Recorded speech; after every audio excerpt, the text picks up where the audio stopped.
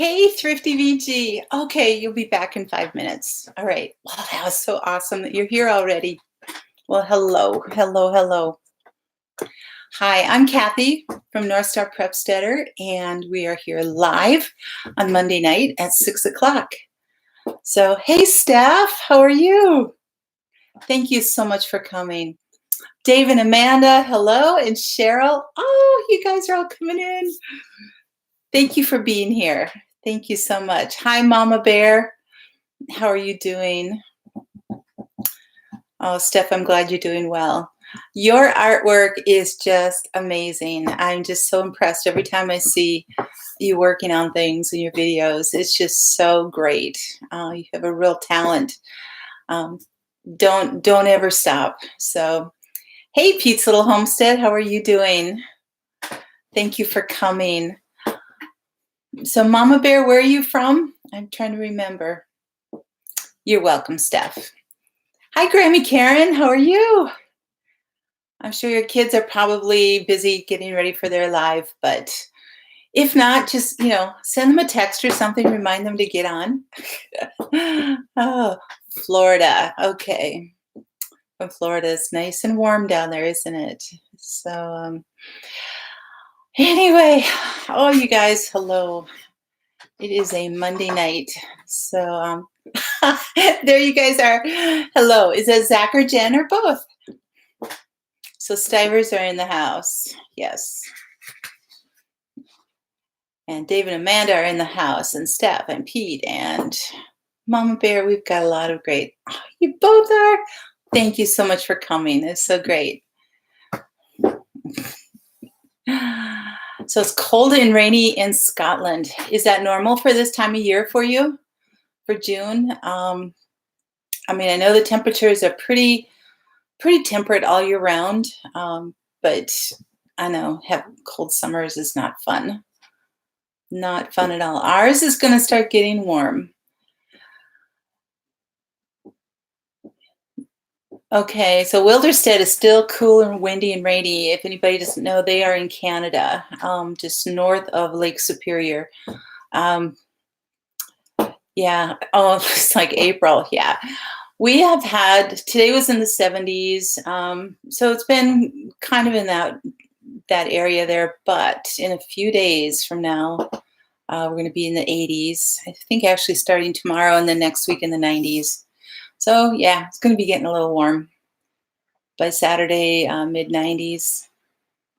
So, yeah, Stivers, you can all say hi to one another. I know you never see each other there. So you can do your greetings there. But yeah, it's today was actually a pretty decent day. It rained this morning, but it's drying up a little bit, so I'll be able to get a few things done this week, which is good because I'm gonna have to wait a little bit here for some news till more people come in, because I don't want to. I have to say it over and over and over again, but so anyway, yeah, Cheryl, I hope all your the homestead in the Highlands. I hope all your sheep are doing well, and everything is coming along well for you. How do your sheep do in a cold, rainy summers when they're are they sheared recently? So do their coats get really super heavy when they get wet, or do they go in and hide and stay dry? So hey, Adkins family, hello. Hi, Dave. Oak Knob Farms in the house. Hello. Getting the gang all here, so this is great. Thank you all for coming. I really appreciate it. Stivers, you got some news, or are you waiting for me to give the news? I love your little eyeballs. Those are cute. So, for me, yes. As you know, the Self-Reliant Roadshow has been going around, and I've been on the list of people that they're going to visit, and they're currently out in Wyoming right now, but then they're going to make their way across South Dakota into Minnesota, and yes, I'm going to be their next visit, and so next Sunday night for their live, it will be at my house. They will be here. I'm so excited. It's like, oh, I just, it's going to be great. It's going to be so fun. It's going to be great. So, yes, yes. So you guys have to see it. It's 8 o'clock Sunday night Central Time. So I believe Kentucky is Eastern Time, I think. So anyway, yes, it is exciting. It is very exciting. So I got the news today, actually. So they're going to be coming in, and so if anybody out there is a channel from Minnesota and you want to come over to my place, please, I'm gonna be a fangirl. No, I'm just excited to meet Prepsteader Bob and Mrs. B, because they're out there doing such incredible things for other homesteads, as well as bringing the community together to help one another. And that's really the core of what their mission is here and what they're doing. So thank you, Dave. Yeah, he put up a link there to the Self-Reliant Roadshow. Yeah, they're just doing fabulous things. What was it, Dave, that he said last night, that they've touched 47 channels out there, homestead people and channels, through their, what is it, 3 months now? They just left at the end of March.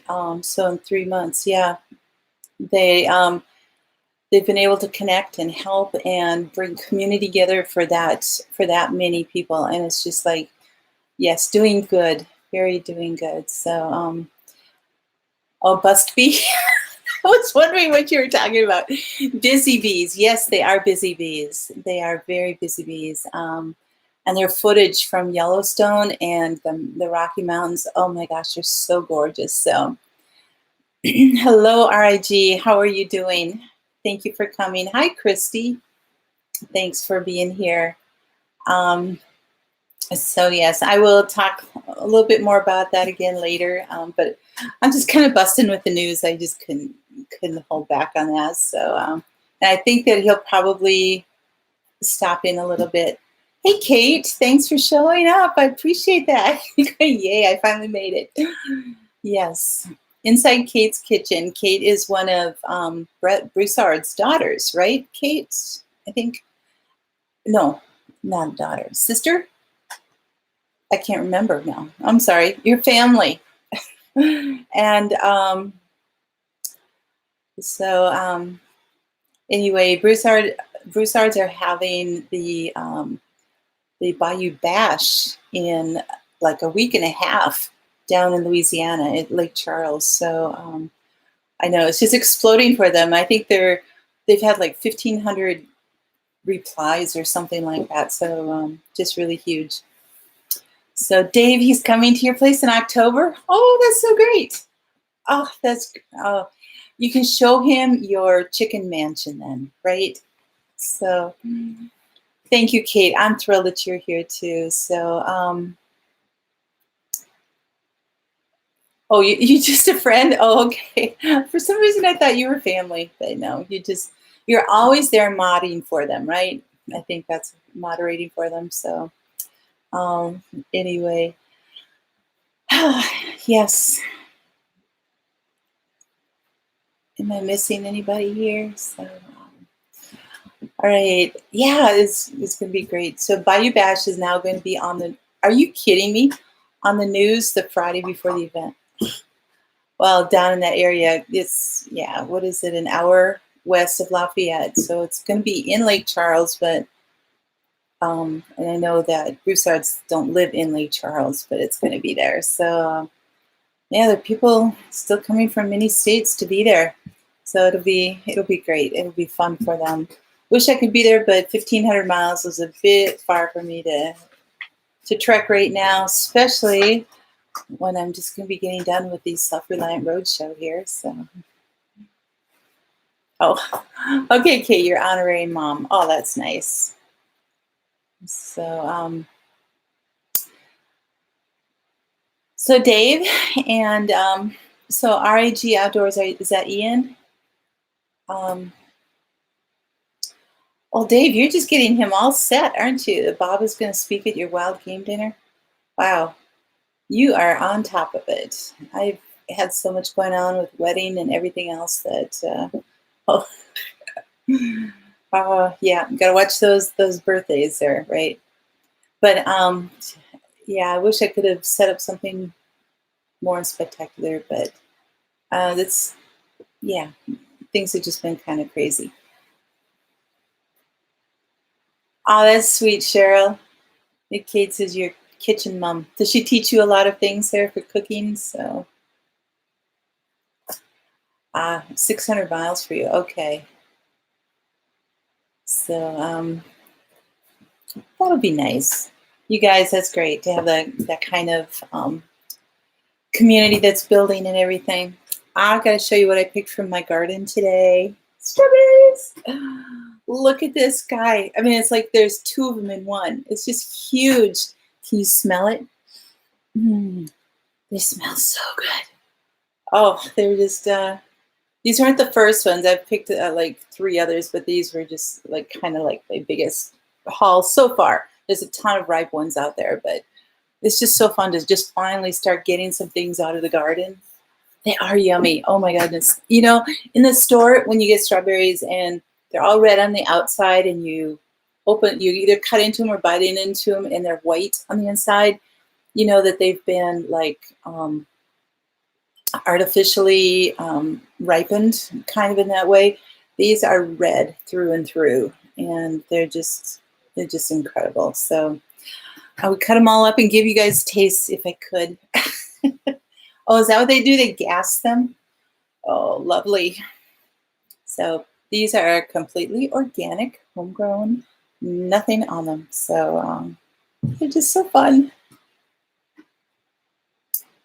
You're right, Ian, that's what family and community does for each other. We do help each other. So if there is anybody out here that is a channel from Minnesota, I've been making kind of a list. I know some of them, but nobody's on here tonight. But if you end up watching this after the live, if you watch the replay after the live is done, please get in touch with me if you want to come and be part of the Self-Reliant Roadshow and come here and visit. I may be the only stop in Minnesota. I don't know. But it would be nice to be able to have some other Minnesotans come and, hey, and if you're from North or South Dakota or Iowa or Wisconsin and you want to come over too, I'm totally good with that. You guys can come on over. Thanks, Ian. I appreciate it. Yeah, those strawberries. So, well, Cheryl, you've had a visitor, so well, that's good. Thanks, Zach and Jan. Yeah, these strawberries are so fun, so good. So, the garden is growing like crazy. You know, once we start getting our long days, we have probably 15 and a half, almost 16 hours of sun now. Of course, we just had the first day of summer on Friday, but now we'll start getting shorter. But with those long sunny days, and now things will finally start getting warm too, but things just grow really fast with all that sun. And there's things are going crazy. I've already tied up my tomatoes on their stakes twice, and I'm going to have to tie them up again. They're just starting to get so tall.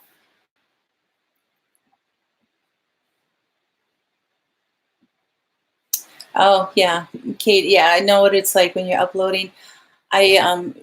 As a lot of you know, I'm a graphic designer, and so I use the Adobe Design Suite programs, and I can't be uploading or even saving one of my videos and try to work on my other programs at the same time, like Photoshop or something. It just totally locks up, and it's so frustrating. So I just have to pick and choose my times when I do that. So you got new little mini sheep. Oh, Scott, hello. Are you on the crane right now, or are you on your bike? Are you on your way home? You guys, Hidden Valley Homestead, Scott. He's always says my name in caps with like at least 3 or 4 exclamation marks. And he's so funny. You just saw the notification. You're climbing down for the day. Oh, well, just be safe going home. I don't want you watching me and driving at the same time. So, Kate, is that what you do? So, oh, that's funny.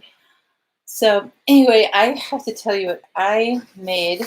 I went through my garden, and I had started a whole bunch of seeds this year, and it's one of the biggest years I've ever done in growing things inside. And I made a list of all of the plants that actually took, because you put things in like a set of 6 to start, and maybe sometimes all 6 will grow, but sometimes you only get 2 or 3 or whatever. So that's why it's important to do as many starts as you can.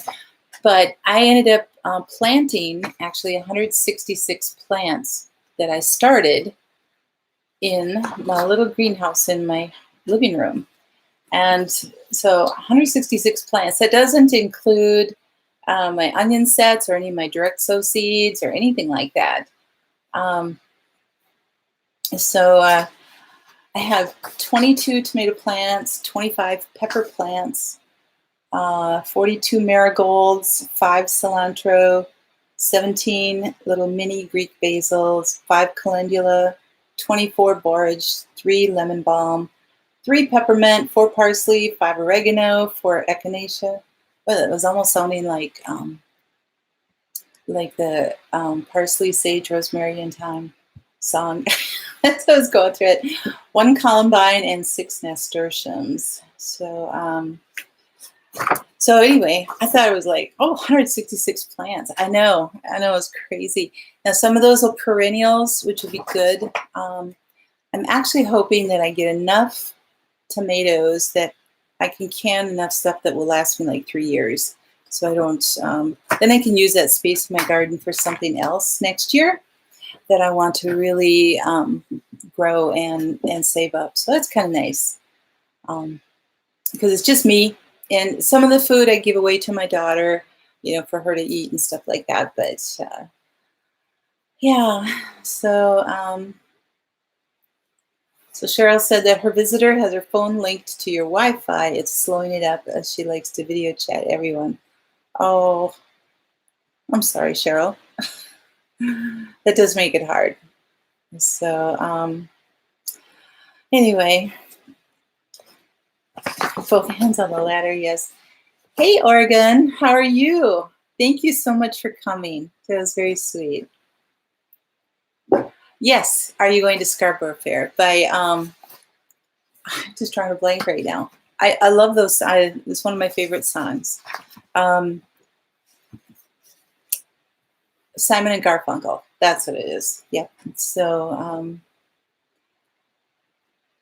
you know what, Ian? I've got 4 banana pepper plants out there, but they're not doing very well, and I don't know why. I do have them in a container, in a pot, and I was so looking forward to getting a bunch, so that's something I may just need to grow a lot of next year. But Billy the idiot goat has eaten all of your edible plants. Oh no, except onions and garlic. I'm so sorry, Cheryl. You need to get like electric fence around it or something. I don't know. Yes, I love the I guess they're pickled banana peppers, but when they're all jarred, and so I wanted to be able to do that. So the Righteous Brothers. No, they're not. It is Simon and Garfunkel is the one. But anyway, yeah, I have this whole list of my plants, so it's kind of cool. 6 different kinds of peppers. So I was really excited about my banana peppers to try to do that. So hey, Sam, hello, Greenacre Homestead's in the house. So thanks, Kate, appreciate that. So I'll let you guys help Cheryl with her garlic, because I don't grow garlic. I love garlic, but I don't grow it successfully. So I'm not sure how to answer her with that. So And I just know here in Minnesota, we need to plant it in the fall and then cover it very, very well, mulch it up, and then in the spring it's supposed to come up. So I've tried that, but I don't know what happens. Maybe I just didn't. But it's been many, many years since I tried it, so maybe I could try it again. So anyway, one of the things that I wanted to talk about. Since there are more people that are coming in, we've got Sam and all of you in here.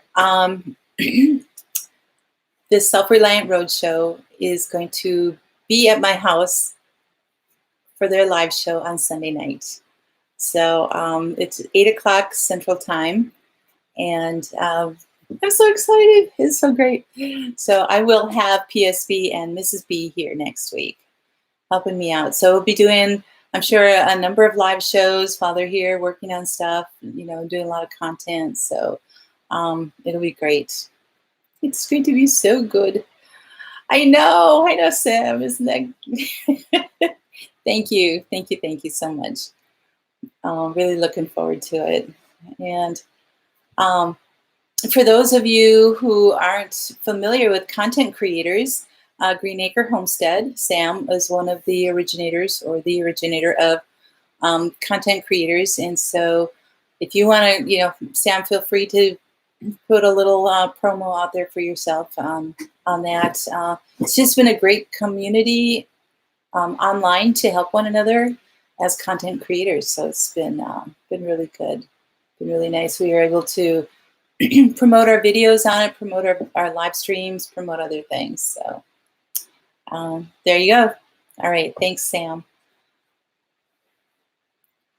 One of the things I wanted to talk about tonight, because it's just been on my mind and my heart, about victory gardens, and I know probably most of you have heard the term before, at least, and have somewhat of an idea of it. But I was doing some more research on that today, actually, and looking through that. And it's like some of the things because I'm older, I'm more familiar that, I've been around a lot more of the grandparents, and now you'd be like your great grandparents that, yes, from World War I and II. So you're right, Dave, very much so. But the definition of a victory garden is a vegetable, fruit, or herb garden, especially a home garden, planted to increase your food production during war. And that's what, to help, essentially what it was to do is to help reduce the strain on the food production in a nation, so that money and the extra food, especially in time of war, things get kind of really slim, but they could do that to feed the troops. And then the extra money that the government is saving by not having to have extra food created in that way, they can use that money to help, to put into other areas of the military to help the soldiers. And so it was really very popular. It started in the U.S. In 1917 for World War I. And thanks, Scott. I'm glad. I hope you can be there. That'll be great. So in the U.S. and Canada in 1917, Australia got on board in 1942, and the UK got on board in 1943. So in the U.S. alone, by 1943, so this was in the middle of World War II, we had 18 million victory gardens in our nation. And we didn't even have the population that we do now, but 18 million victory gardens. There were 12 million of them in the cities and 6 million on farms. So Sam is saying, boy, could you imagine if the U.S. government and people at large did that now? It would be amazing. Yes, it would be. So Cheryl at Homestead in the Highlands said, BBC did a couple of programs about wartime gardening, and some are on YouTube. We've been watching them recently. So it's been on your heart too.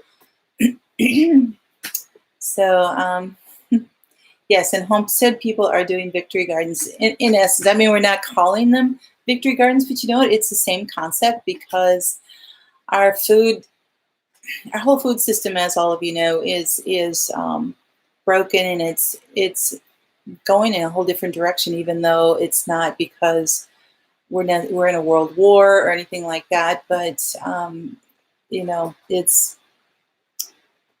helping out the farms and the places that are actually producing food. So we're doing that. So Christy, your dad was born 1918. Oh, that's so cool. Um, yeah, did you say Cheryl? I have to go back a little bit, sorry. Oh, there's a program called Victory Garden too, so okay.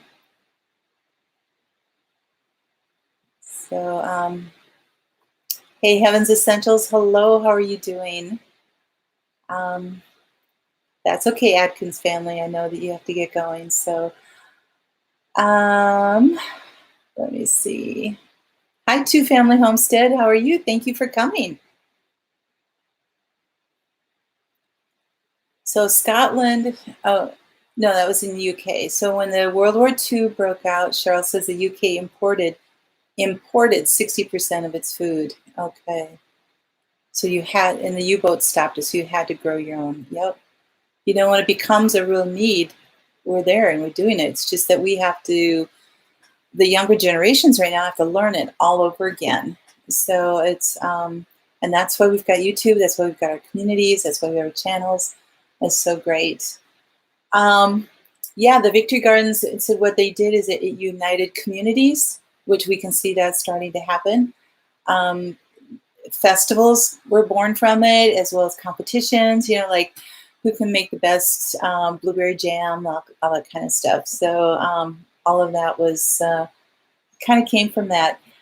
The Victory Gardens actually produced 1/3 of the nation's vegetables for the US. 1/3 of all the vegetables. So can you imagine getting 18 million gardens going right now?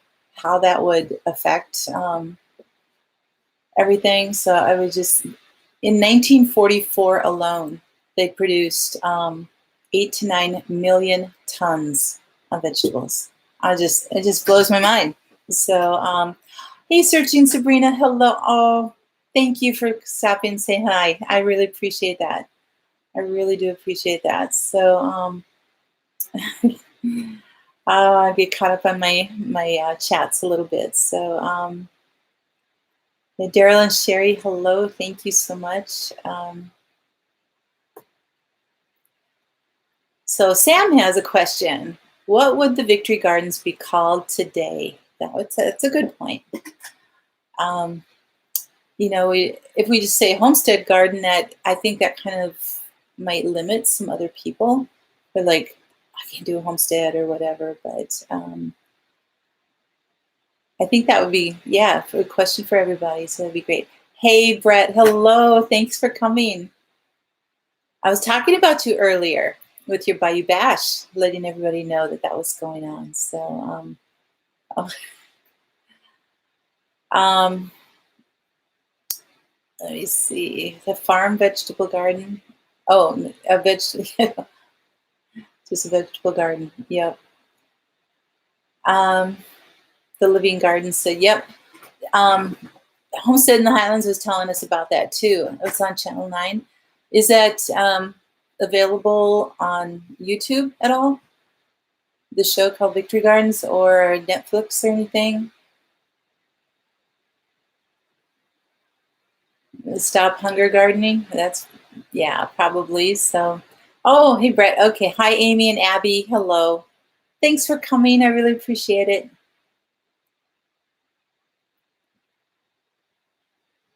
Jess says, that would be awesome. Yeah, everyone is so busy these days, they don't have time for gardening, it seems. It is therapeutic. It very much is. So, you know, I think it would benefit everybody if they could just even do a little bit about it. So, oh, I like that, Sam. That's good. A collab. Show your garden and talk about it. You should, okay. Show your victory garden. Okay, that would be great. Email me some more ideas, or we'll do a chat over on content creators later. I think that would be a great idea. Oh, it's on PBS. Okay, Victory Garden's on PBS. All right. Hi, Off Kilter Homestead. Hello, how are you doing? Freedom Gardens. Oh, I like that one. That is a good one, Christy. I like that because it is freedom from the system, isn't it? So Ian says the best memories he had growing up on his parents' homestead was the fresh veggies from the garden and to bring home venison for the freezers and fish to have for the winter. Yep. You know what? It always tastes so much better when you've hunted it or you've grown it or something. You produce it in that way. Um, it's just so rewarding. It really is. Okay, so more notes on the Victory Gardens. Okay, during the wars, they were, oh, okay. So they were grown at private residences and public parks. So we see some of our community gardens going on, and that's really kind of the same concept, the parks. So they were used along with rationing stamps and cards to reduce pressure on the public food supply. So besides indirectly aiding the war effort, these gardens were also considered a civil morale booster. You know, because everybody's kind of getting in together. I imagine they probably did a lot of seed sharing and plant sharing. If they had too many, somebody else needed plants. Really just kind of like what we're doing now. You go to the meetups and everything, and everybody's sharing stuff. So called the home garden. Yeah. Hi, Thrifty VG. How are you? Did I say hi? Oh, you were my first one up. So, hey, Armed American Patriot. Hello. Thanks for coming. Yes, God bless you too. Okay. So it was a morale booster in that gardeners could feel empowered by their contribution of labor and rewarded by the produce grown. This made Victory Gardens a part of daily life on the home front. And it was a great economic help to individuals too, because it was like, especially between the wars, we had our Great Depression there, and so that's the only way that a lot of people were able to eat. Had their couple chickens for their eggs, and then grow their vegetables, and that's the only thing they survived on.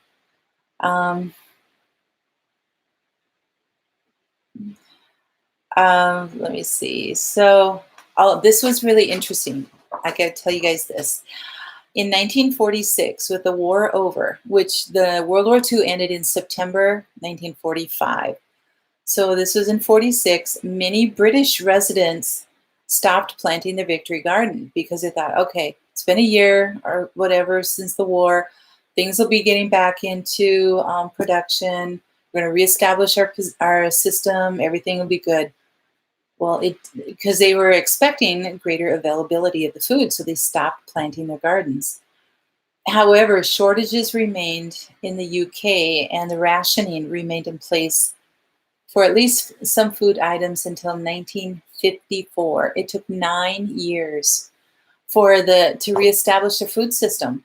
Can you imagine that here with in the U.S. if that happened? It'd be like, I don't know. People think, okay, well, this war is done, so the stores should be able to fill up again. Their grocery shelves, the freezer shelves, everything's going to get going on. They don't realize how long it takes the system to get in place. And so Kate said her parents' families lived in town in Boston.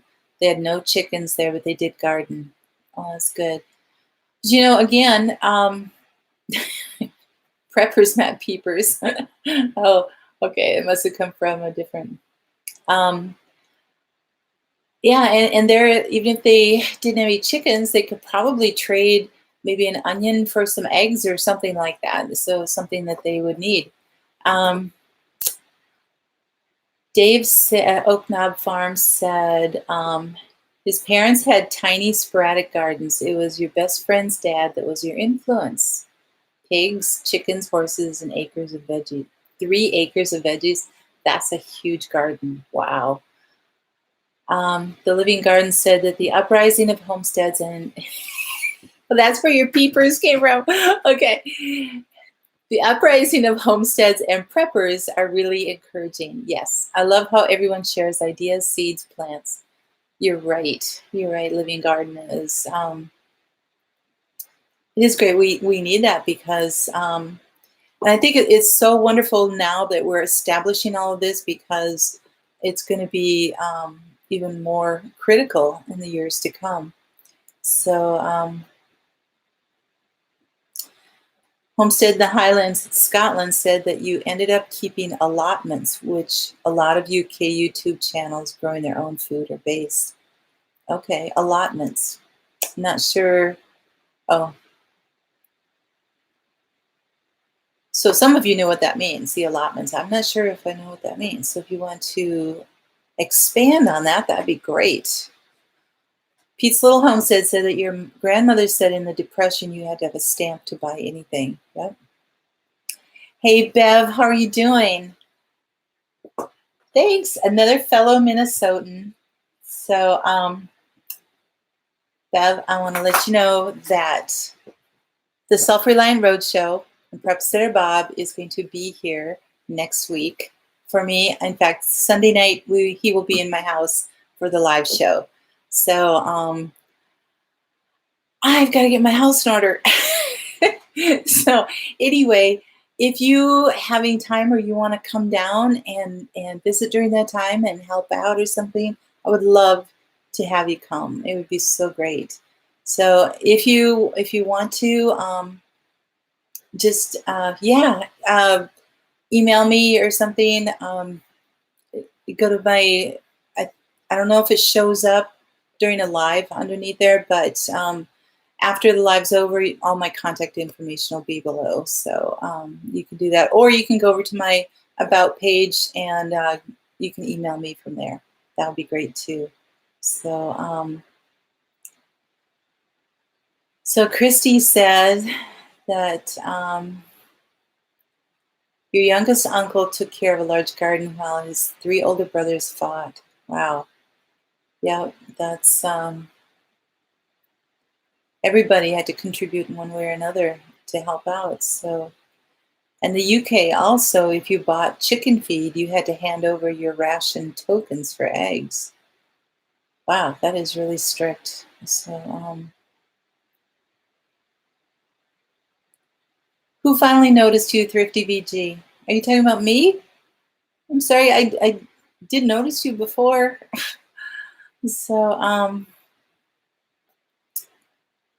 Armed American Patriot says your best friend can become your worst enemy when the stuff hits the fan. It's best not to tell anybody what you're doing to prep for yourself and your family, but spreading the knowledge is fine. Yeah, and that's certainly everybody's decision with that, but I can definitely definitely agree with a good bit of that. Absolutely. So, allotment is a small parcel of land you can rent to grow food. Okay. It can be from local council or private people's land. Okay.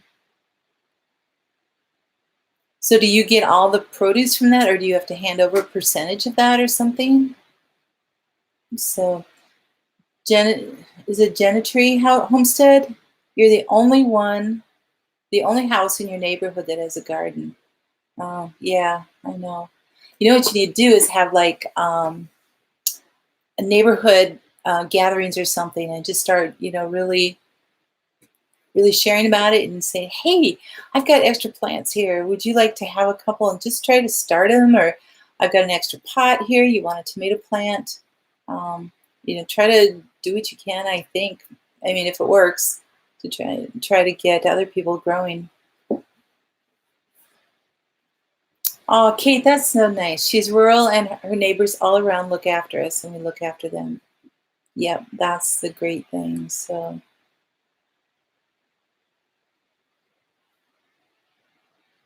So you have to remember the UK's um, imported food came from Europe, which was torn apart by war. That's why in Europe rationing went on for so long. Okay, because it was all imported. That makes sense. So,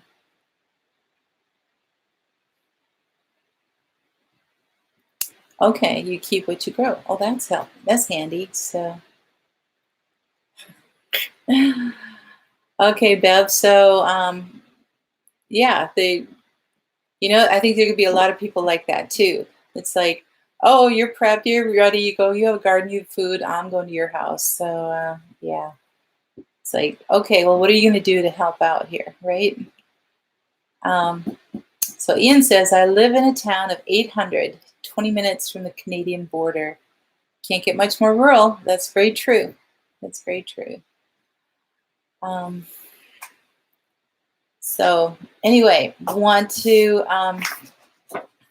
there's a couple more things here on the Victory Gardens. So anyway, I wanted to say that, yeah, it's, so those statistics I was reading about and everything, that's why it's really important to have the skills really to sustain our needs, because it takes a decade really to reestablish our food systems if they all go to pot, and to have that all up and again and going, and because it takes the land to be able to grow in and the seed to go in there, and then the whole system all the way through the growers to the producers to the the companies that make the products, and then the get into the stores who have to be up and running and ready to go. So it's just the whole infrastructure there has to be reestablished. So it takes a long time.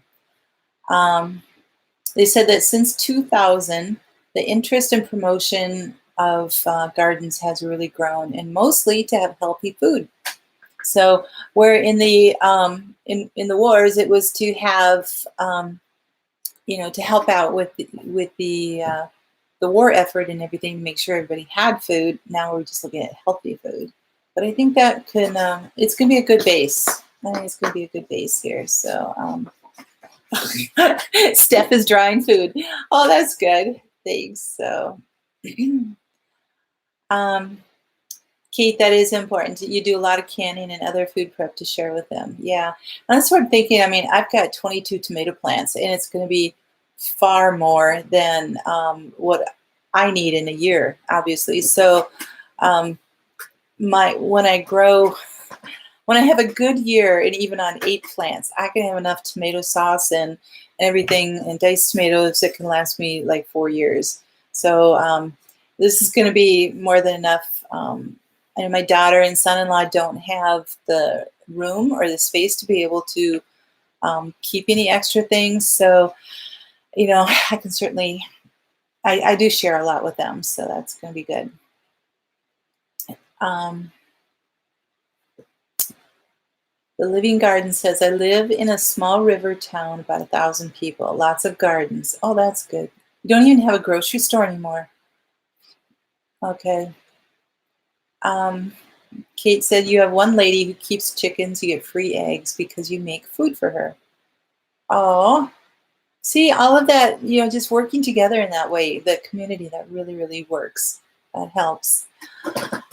So we're talking about the public Victory Gardens. They use the public areas and everything. And even though we have what we call our community gardens, there's only 2 actual Victory Gardens left in the United States. One is Fenway Victory Gardens in Boston, but that one is now mostly flowers. They have just a few vegetables in left in there, but it's mostly flowers at Fenway Gardens. But the other one is Dowling Community Garden in Minneapolis, in Minnesota. Yeah. And that one is the last surviving fully food public example of the Victory Garden from World War II. So I think that was kind of fun. That, yay, Minnesota, we've got the only surviving one. So it's really warming. And then for thinking, realizing that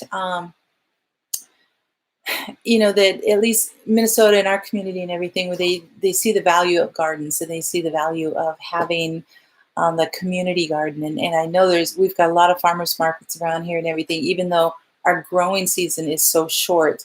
It's just like everybody swarms those, and it's like almost every little town has farmers markets during the summer. So it really, really helps. We don't have to go very far for that, but I kind of like just going out my back door and having my farmer's market right there. So it's kind of fun. Sorry, I'm getting a little bit behind here.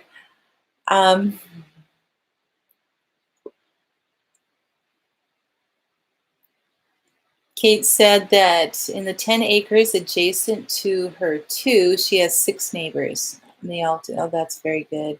So Bev, you have 12 tomato plants every year in a greenhouse. Oh, that's great. You know what? If you do your tomato plants well and they can really produce, I tell you what, it goes a long way. It goes a real long way. So I know that my canning is going to be just a lot of work and everything, but in I can wait for that. But in one way, I'm excited to show you guys the way that I do prepare my tomato sauce. It cuts out a lot of steps, kind of, and anyway, streamlines the process, which is what I need because I'm so busy. I've got so much going on, and it's like if I can cut a few hours out of a process, it's like it'll be so great. So I can't wait to show you guys. That'll be kind of fun. Heaven's Essentials. She says, I'm trying to landscape with edible plants at your house. That's very good. That's awesome. So nobody ever really realizes what's actually there, and it's beautiful. So superfood growing wild everywhere. Most lawn weeds are very good for you, but of course know what you're eating first. Yes, you're right. As long as you don't spray your lawn, there's a lot of weeds. Years ago, when my girls were young and here, we actually took a couple summers and just went through our whole yard here. I've got like a double lot, and we were just identifying all of the weeds that were there. I mean, plantain and nettle and all of the different things that were growing as weeds, and seeing what their medicinal properties were. So it was kind of cool. Have a lot of what we call pineapple weed growing right now, and that's supposed to be really good for headaches and indigestion and things like that. So I have other things that I use for that, so I don't really need it now, but it's really nice to know that it's right there. Dandelion jam. It's like a floral honey taste. Oh, that would be good. Now, if you're making dandelion jam, does it still have a lot of the good properties of the dandelion, or will the cooking down in the sugar kind of destroy all that? Be interesting to know. So Christy, thanks. Yes, I can't wait. So it can be a job. It definitely can be. So Oregon PBWF Homestead, what were you trying to learn? Dandelion jam or tomatoes? Extra lemon juice, sweet tart taste. Okay.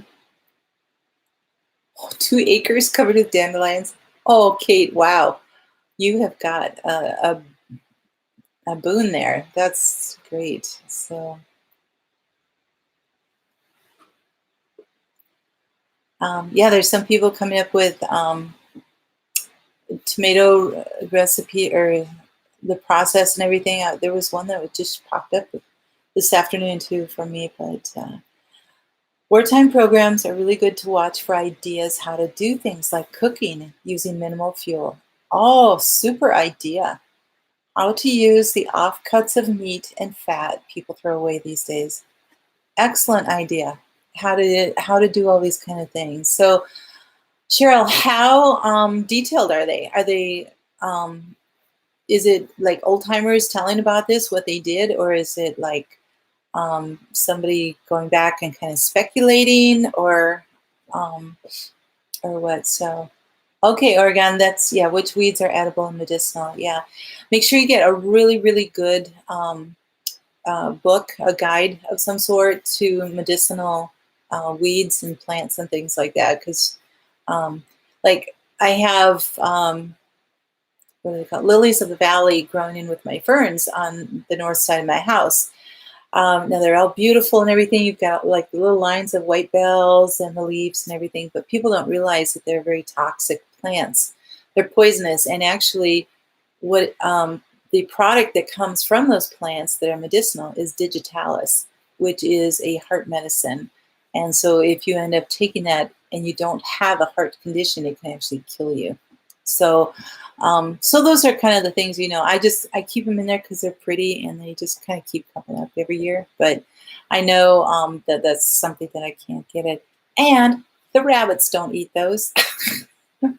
They know which ones they can eat and which they can't. They ended up chewing down all of my calendula that I had just planted in outside of my garden, my fenced-in garden area. And I just, yeah, they were quickly on the fast track to Hassenpfeffer, that's for sure. Um, so what else do we have? Cheryl, you were just like packed full of information here. It's so great. BBC Wartime Farm Series. They had a historian and 2 archaeologists living the life for a year. Okay, very detailed program. Oh. So Oregon PBWF says that your neighbor thinks you're nuts eating what you have learned. Hmm. Yep, it's okay. Absolutely. You know what?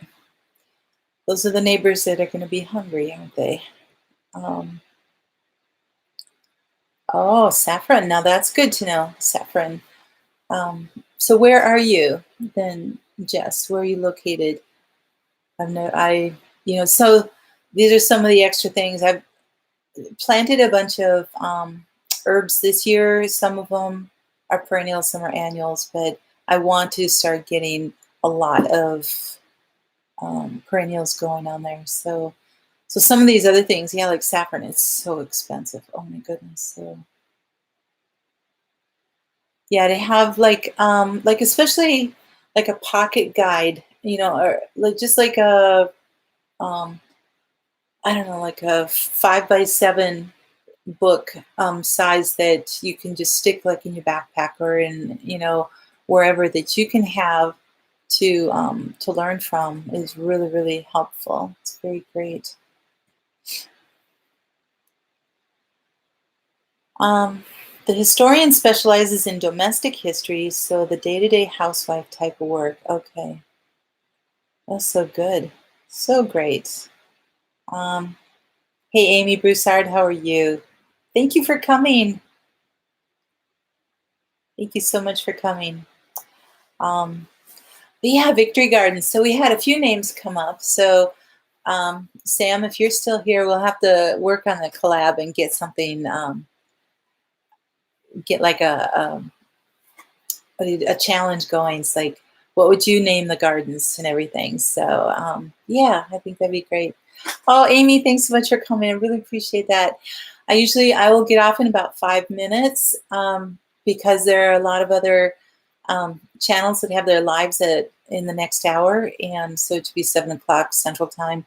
And I just want to make sure that all of you have that opportunity to get over there and be part of their lives and to see that. And because I know there's like Big Family Homestead and Stivers and a number of others, and the Two Family Homestead will be coming on in another hour, I believe is what it is. So anyway, there's a lot of them that I just want to be able to have you guys be able to um, be on their channels and support them too. I really feel that's important. So I'm so glad that you guys are coming at this time. I know it's really difficult, especially on the East Coast the West Coast, where it's still, like right now, 5 o'clock, and just getting off of work, or you're, it's dinner time or something like that. So, and then you've got Homestead in the Highlands, who's in Scotland, and it's like after midnight. Cheryl, what time is it? Is it 1 o'clock in the morning for you?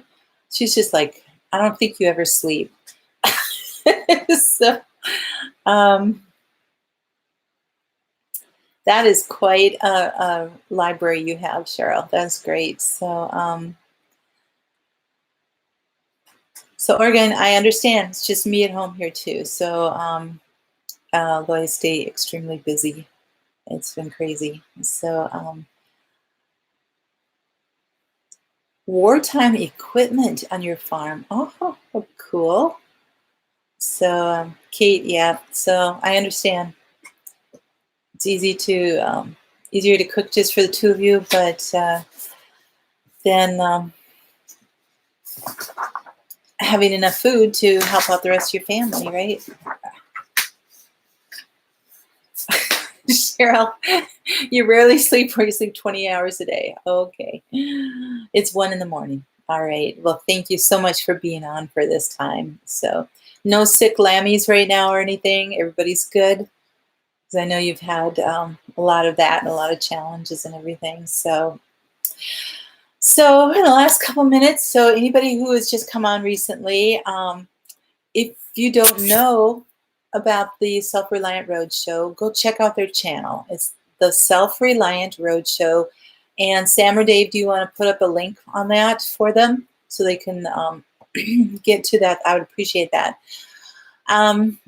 The Self-Reliant Roadshow is it's a retired couple from Wisconsin who have a bus and a trailer, and they've gone from Wisconsin through Iowa, through Missouri, Arkansas, over to Oklahoma, Colorado, Wyoming is where they are right now, and they've gone through helping homesteads. And thanks you guys. I really appreciate that. So the links are up there now. Yeah, they've gone to Rocking Sea Homestead, to Rainbow Valley Ranch, to Hope This Works Homestead, to Bobblehead Homestead, to I can't even remember all the others now, but they stopped at Baker Creek and did a thing there, and then they it's been phenomenal, the people that they've sent. It's like 47 different channels and homesteads that they've been able to visit, and the impact that is leaving across the nation is incredible. They're working to meet with the homesteaders as well as to promote community, and that's the biggest thing, is just to get us all together, working together, and it's just really, really, really beautiful. So they're starting to wrap up their first season. They left at the end of March, and it's now the end of June, and they're coming to my place this next week. So Sunday night at 8 p.m. Central, we'll be on live from my house, and they will be here. So it'll be so great. Oh, thank you, Sam. You started putting a Rose of Sharon Homestead. Thank you. Yes, coming soon to me.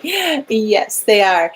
And then in October, they're starting season 2, and they're going up into the Northeast, and then I'm not even sure, is it down to like Florida, kind of down through the East Coast? And then they also have a season 3 starting next summer. So it's